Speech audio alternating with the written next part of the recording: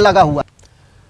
उधर रांची में अंतर्राष्ट्रीय तीरंदाज दीपिका अपने साथी अतनु के साथ 7 जन्मों के बंधन में बंध गई। मुख्यमंत्री हेमंत सोरेन से लेकर कई अतिथियों ने वर वधू को आशीर्वाद भी दिया।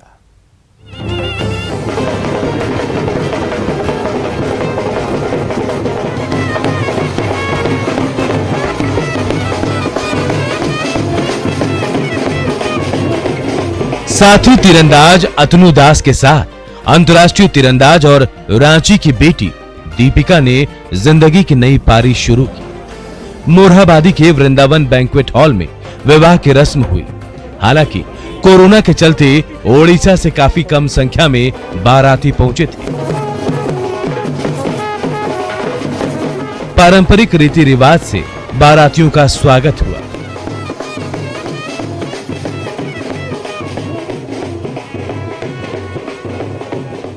दीपिका की मां ने गाल सिकाई की रस्म अदा की। सराती पक्ष के सदस्य दूल्हे राजा अतनु दास को गोद में उठाकर विवाह मंडप पर ले गए।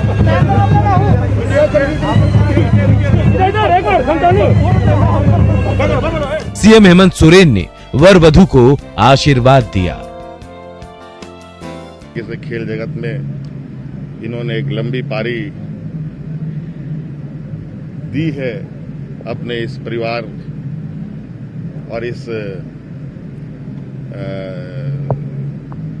नए पारी को भी काफी मजबूती से और काफी सुंदर ढंग से पूरा करेंगे। मेरी ये शुभकामनाएं हैं। जिस बेटी ने जो सपना देखे, हर बेटी का एक सपना होता है कि उनका जीवन और उनका जोड़ी सदा सुखमय रहेगा, और उस जोड़ी में आज एक परिणय सूत्र में हमारी देश की, अपने राज्य की, अपनी रांची की बेटी आज बंध गई है। दीपिका संग अतनु दोनों का ये परिणय सूत्र सदा सदा चलता रहे और खूब अपना मुकाम को हासिल प्राप्त करते रहे। कोरोना के चलते विवाह समारोह में थर्मल स्कैनर से लेकर सैनिटाइजर का तो इंतजाम था। साथ ही मेहमानों के लिए झारखंड के पारंपरिक डिश के साथ साथ दीपिका के पसंद के कई तरह के व्यंजन भी परोसे गए, जिसका सबने जमकर लुत्फ उठाया। बड़ी बहन दीपिका की शादी में उनकी छोटी बहन विद्या काफी उत्साहित दिखी, तो चेहरे पर बहन की विदाई का गम भी छलका। बहुत अच्छा लग रहा है, मतलब हाँ थोड़ा कम टाइम में हुआ पर बहुत अच्छा है। बहुत मजा आ रहा है। थोड़ा दुख तो होगा कि हाँ दूसरे के घर जा रहे, पर फिर भी उनका घर हमारा ही घर है, दोनों सब साथ में है। ठीक है।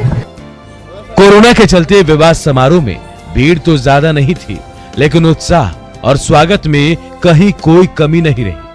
नम आंखों से परिजनों ने दीपिका को नए घर के लिए विदा किया। संजय सिन्हा, न्यूज़ 18 रांची।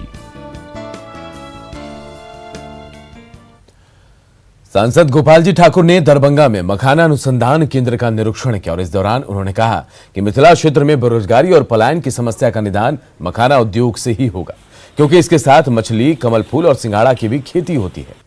उन्होंने कहा कि मखाना की उपज सिर्फ मिथिला क्षेत्र में ही होती है और इसमें प्रचुर मात्रा में आयरन एवं कैल्शियम भी होता है। इस दौरान अनुसंधान केंद्र के प्रधान वैज्ञानिक डॉक्टर इंदु शेखर सिंह ने लोकसभा में प्रश्न उठाने के लिए सांसद गोपाल जी ठाकुर को धन्यवाद भी दिया।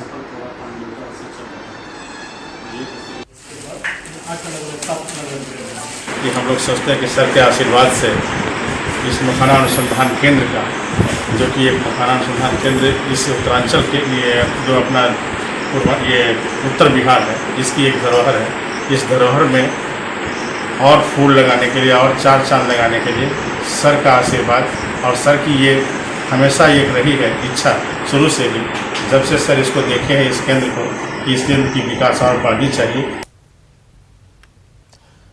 पटना के हनुमान मंदिर में अब चरणामृत मांगने की जरूरत नहीं पड़ेगी। कोरोना काल में कंटेनर के आगे हाथ बढ़ाने पर आपके हाथ में सुगंधित चरणामृत आ गिरेगा। कोरोना काल में संक्रमण के खतरे को कम करने के लिए मंदिर प्रबंधन ने इंतजाम किया है। भक्तों को ऑटो सेंसर के प्रयोग से इन दिनों चरणामृत दिया जा रहा है। जायजा लिया हमारे सहयोगी नैन्सी ने। कोरोना वायरस से आज सभी कोई डरा हुआ है, सभी चाहते हैं कि वो सुरक्षित रहे। ऐसे में पटना का महावीर मंदिर इसमें आगे आया है और उन्होंने कई सारी पहल की है, जैसे कि उन्होंने मंदिर परिसर में हर थोड़ी देर के बाद वो सैनिटाइज करते हैं मंदिर को।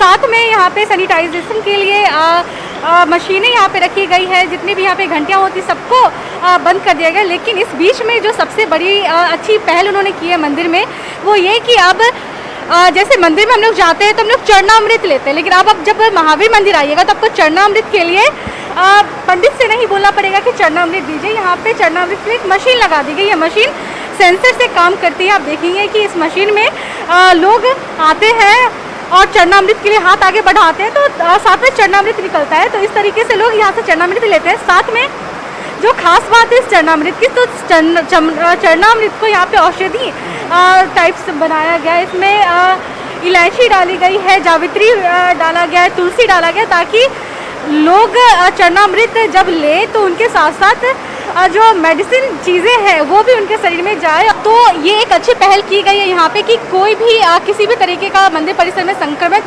ना फैले और लोग सुरक्षित रहे। कैमरामैन आशीष के साथ नैन्सी, न्यूज़ 18 पटना। मुजफ्फरपुर शहर में जलजमाव से लोगों की परेशानी बढ़ गई।